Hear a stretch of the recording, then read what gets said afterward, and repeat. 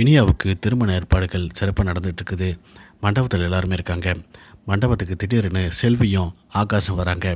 இவங்க 2 பேரையும் பார்த்துட்டு கோபி, ஈஸ்வரி 2 பேருமே அதிர்ச்சியாக நிற்கிறாங்க. பாக்கியாவை பார்த்து ஈஸ்வரி கேட்குறாங்க, என்ன பாக்கியா, இவங்க 2 பேரும் எதுக்காக வந்தாங்க? உன்னோட ஏற்பாடுத்தானே இதெல்லாம் அப்படின்னு சொல்லி கேட்குறாங்க.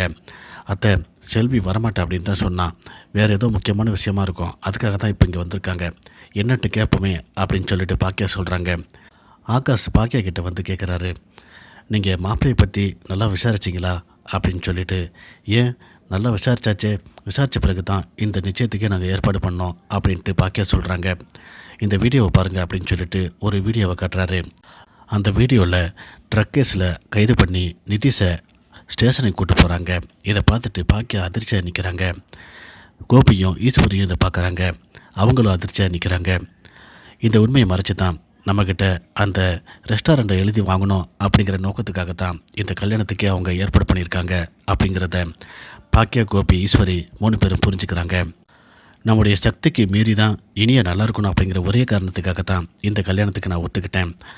ஆனால் மாப்பிள்ளை ஏற்கனவே ஜெயிலுக்கு போயிட்டு வந்திருக்கான் அப்படிங்கிற விஷயத்தையே மறைச்சிருக்காங்க அப்படின்னா கண்டிப்பாக கல்யாணத்துக்கு பிறகு இவங்க எது வேணாலும் செய்யறதுக்கு தயங்க மாட்டாங்க. என் பொண்ணோட வாழ்க்கை கேள்விக்குறி ஆயிரும், என்ன செய்யலாம் அப்படின்னு சொல்லிட்டு பாக்கியா யோசிக்க ஆரம்பிக்கிறாங்க. என்ன நடக்க போகுது அப்படிங்கிறத வெயிட் பண்ணி பார்க்கலாம்.